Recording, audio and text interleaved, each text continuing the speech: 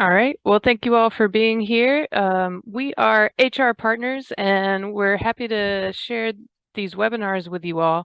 They'll be coming to you throughout the year. So I appreciate the handoff, Sydney.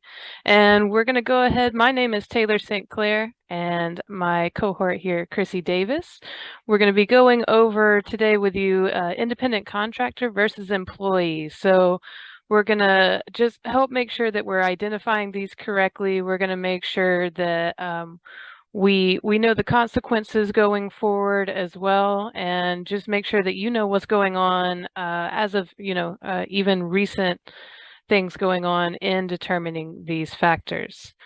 And so, again, we are HR partners. We've been in business for 25 years now, and we're just looking to make sure that we're giving back to the community and want to help and make sure that we get your questions answered that you may have, or even if, something that hasn't come across your desk yet, hopefully we're answering these questions before they even come to you. So with that, I'm going to go ahead and get us started.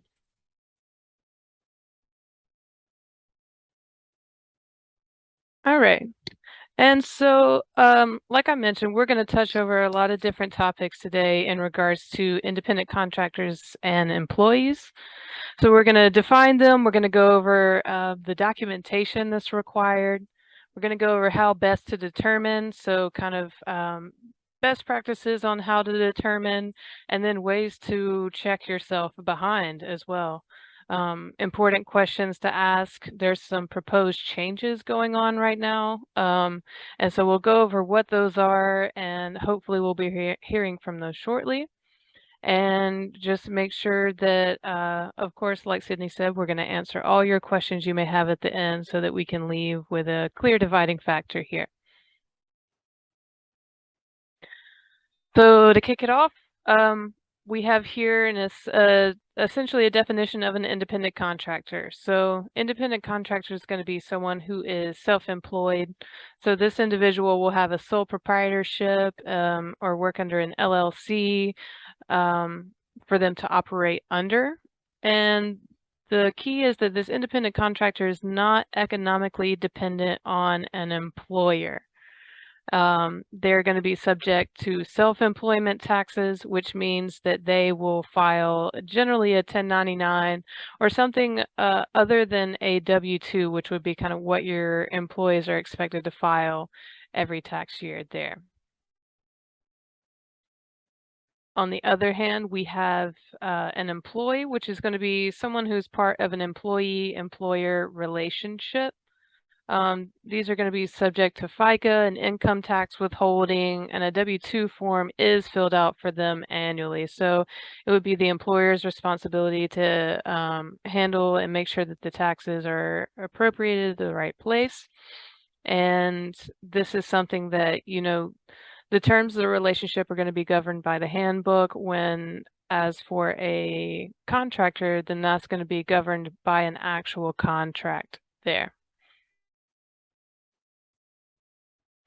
And so again, just to cover the tax documents, because this is very important, just to kind of make sure that we're getting these right as we go along. We're looking at it correctly. If they come on in February, and then they have to go all year, and then next year we have to get W-2s out, and we're like, oh, we did that wrong a long time ago. So something just to make sure that we're thinking ahead, that we're considering all points when we're bringing on an employee or an independent contractor, making sure that we're considering all sides, because you will need to file that W-2. And then for contractors, you'll need to issue a 1099, and that is if they make over $600. So if you had someone come in do contracting work for you and you paid them $300, to their LLC, for example, then they would be responsible for those taxes there. But for anything over $600 that you paid out, you would be responsible to getting those tax document, the appropriate tax document out to them within the same time frame, because both of these would need to be issued by January 31 of the following year.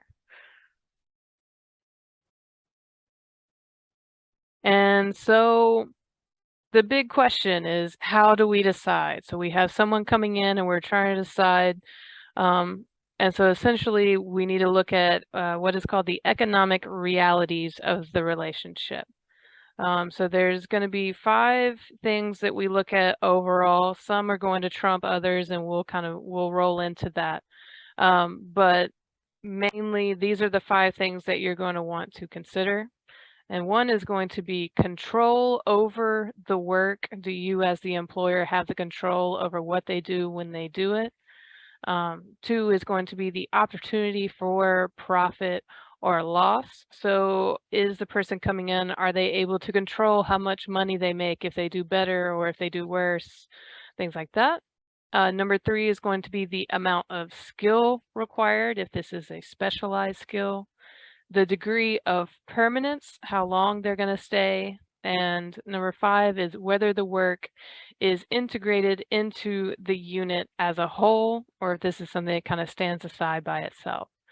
So we're going to essentially dig into all of these here, but just these are the main things that we're going to need to consider every time. And this is where we're talking about look at everything from all sides to make sure that we're taking the right first step, and then the correct tax documents, and then the correct everything else, follows from here.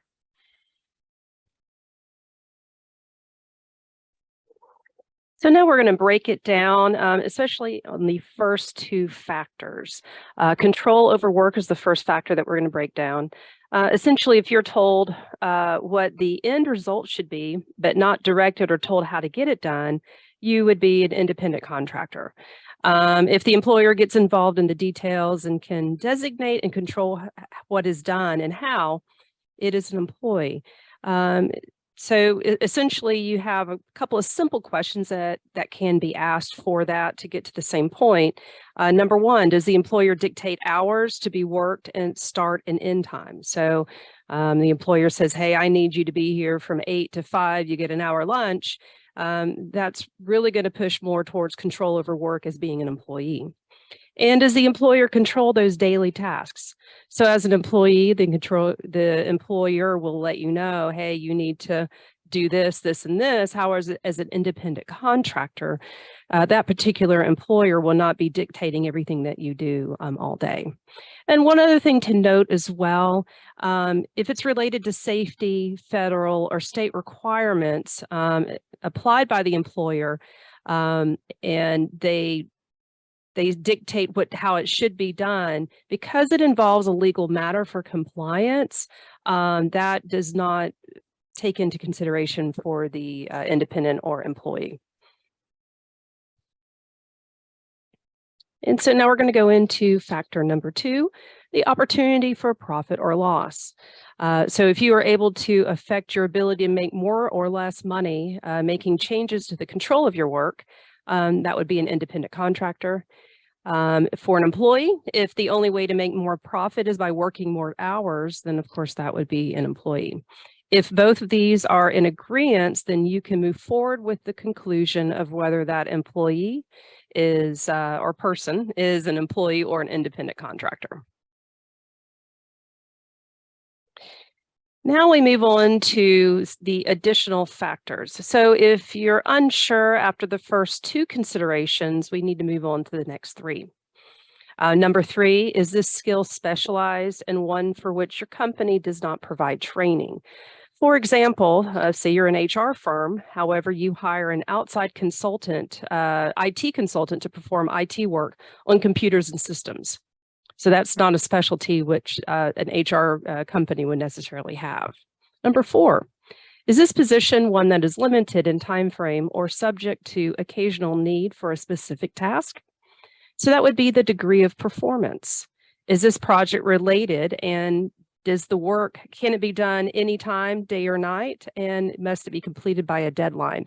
So as an independent contractor, you can, of course, determine if you want to work late at night, 2 in the morning, and to get the project done. However, if you're an employee, most likely your employer is going to require you to get that work done between that 8 and 5 time slot that they've dictated as your hourly schedule. And number 5, is this work aside from the full scope of your company's work and its process as a whole? So with this one is whether the work is integrated into a unit as a whole. So say you're hiring a consultant to perform an efficiency audit to determine what could be done better. So this efficiency audit is not something that your company would normally do in the daily course of business. And so that would also be why that might be hired as an independent contractor.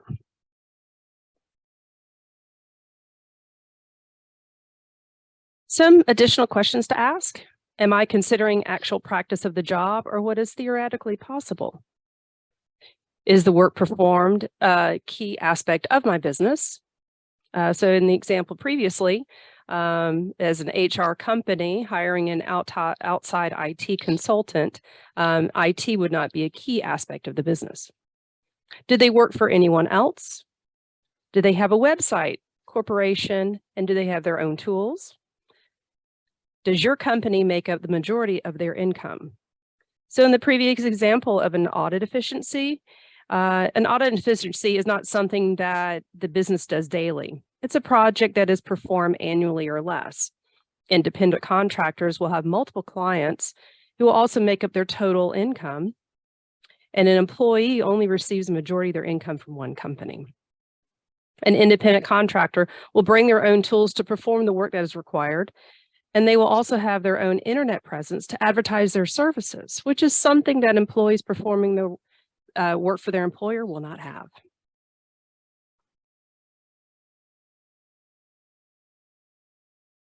So in this particular slide here, we are looking at the differences as dictated by the Department of Labor for the employee and independent contractor.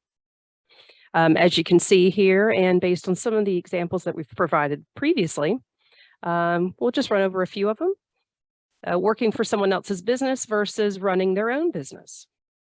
Paid hourly, salary, or by piece rate versus paid upon completion of a project. Typically works for one employer. However, an independent contractor works for multiple clients. And when you're going through this process of just determining if somebody that you're looking to hire is an employee or independent contractor, make sure you go through these steps. Some jobs you definitely know they are W-2, but you may have somebody that comes to you and says, hey, I want to be an independent contractor. And it's in your best interest to look through this and to do that determination. I also wanted to bring something to you as well. I have run into several situations where an employer will start to pay employees as a 1099 upfront. And I have used these particular scenarios here to determine if they were in fact a 1099 or a W-2. And in both cases where that did happen, they were a W-2. And in another situation I ran into, an employee was paid as a W-2 for about a year. Then the employer changed the employee status to 1099. The job responsibilities did not change, nor did the aspect of the job. So come to find out later, the employer was having financial issues, and they did this hopefully trying to save some money by not paying the employer portion of taxes. So this can result in fines and harsh penalties. So it's very important that you do follow this process of making sure that you're properly classifying folks. The IRS can levy a variety of fines. They can start at $50 per unfiled W-2 and then tack on 1.5% of the wages paid, and then add unpaid FICA for both the employer and the employee. If it's a deliberate change, then the employer can face even harsher penalties. So it definitely behooves you, and it's fiscally responsible to make sure that you properly classify your employees or independent contractors. So we do see some proposed changes coming down the pipeline.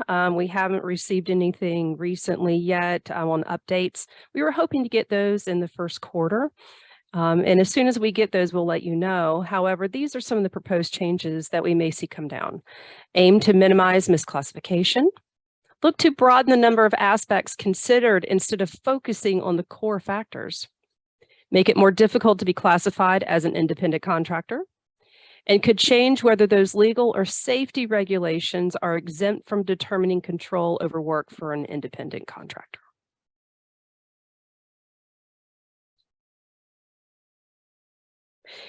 So until we know and have definitive answers on those, on if they're going to change anything, it's best practice to consider all 5 factors and review from all angles.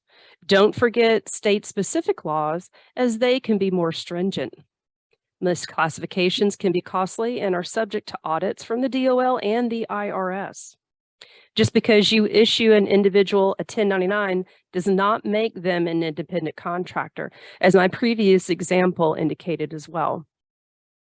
When in doubt, file an SS8 and let the IRS decide for you. And then that way you're going to the direct department that will let you know what you need to do. And as stated before, we hope to have an update sometime in this first quarter.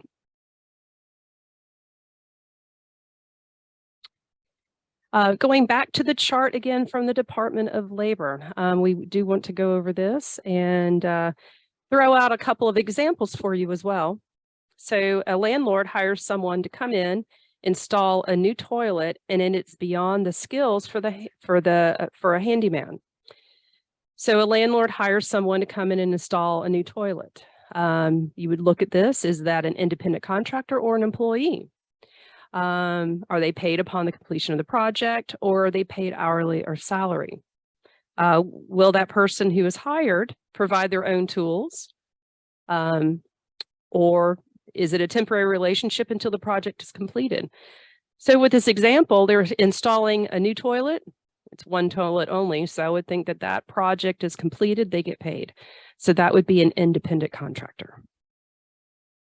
Another one, construction project manager hires a cleanup crew to come in, make sure everything is sparkling behind their job. Only a deadline is given.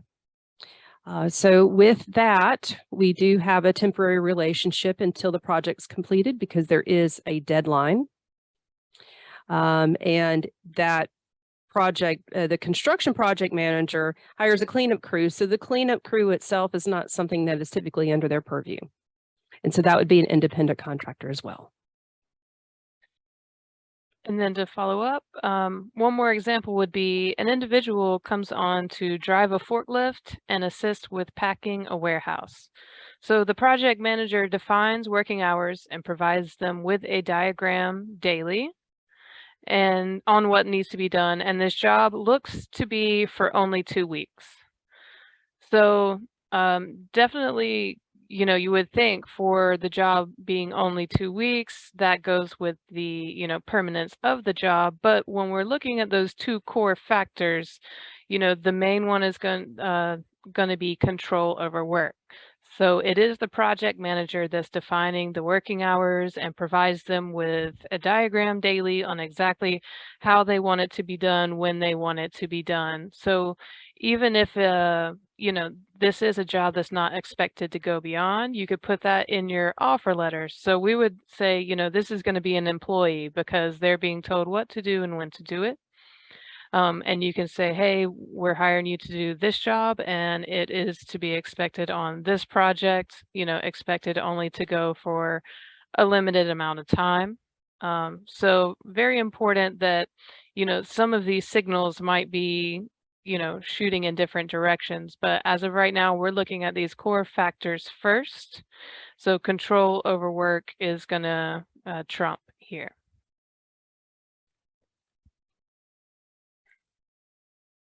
All right. And so that's going to be the main part of our presentation today.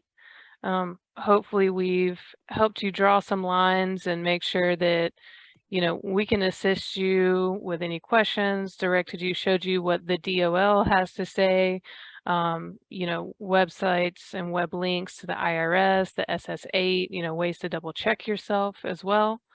So very important to make sure that we're looking at these items because I know Crissy covered a lot of the things that could happen if we're doing these incorrectly.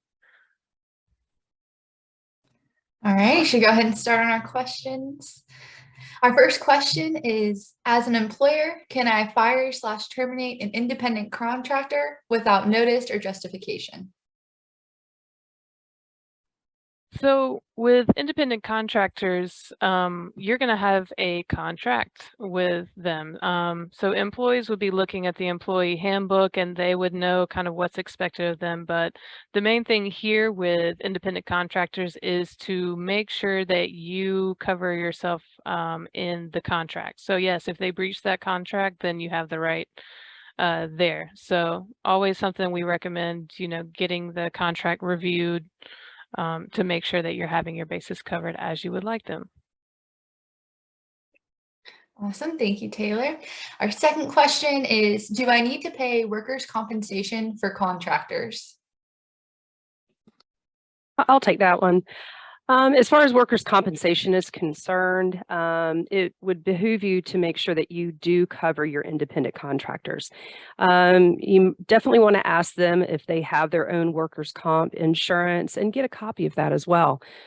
But as far as making sure that you're properly covered, if they fail to pay their workers' comp insurance and they don't notify you and they're still working at your facility in that independent contractor status, you want to make sure that you're protected, that your employees are protected as well in case something that they do actually might injure your employees or even themselves. So it's definitely beneficial for you to make sure that you do add them to your workers' comp policy during the time that they are there working for you. We have our third question. Should contractors have their own insurance? If so, what if they cannot provide proof or do not have their own insurance? This actually will piggyback on what I stated previously, that yes, you definitely want to ask them for their insurance. If they don't, then you definitely want to add them to your policy so that everybody is protected. You want to reduce your liability as much as you can. All right, this is probably our last one for right now. If we provide a company purchased item, such as a cell phone, laptop, or company car, to a contract worker, can the contractor use the item for the other clients and/or for personal use? And this actually piggybacks from mine earlier as well. So this is going to be the same thing. This is going to be just making sure that you're covering all those bases in your contract. Because I know in your employee handbook, you'll have like a whole technology section. Generally, you'll have a whole, conduct section, things like that. So it's just important to make sure that you're drawing those lines appropriately. And, a lot of times for independent contractors, as we discussed, they are expected to have their own tools in many cases. And so just something to consider if this is something you want to offer to an independent contractor, and just making sure that you're defining those parameters very well. Awesome. I think that might be our last question for right now. If you didn't get your questions answered, we will follow up with you after the presentation, and a copy of this will be made available to you. Excellent. Well, thank you all so much for joining. It's been an absolute pleasure. Next week, or in 2 weeks, we have the OSHA safety program coming up. So I know we have OSHA logs, deadlines and such coming up now. So just making sure that we're giving OSHA a second thought instead of just scrambling in January. We want to make sure that this is something that we're looking at, throughout the year. And these safety meetings are a big deal and a big part of compliance as well. So we're happy to help, walk you through that and make sure that this is something that's, makes it a breeze by the time that those logs are due. So look forward to seeing you all then. We have a lot more on the way as well. Have a lovely rest of your week.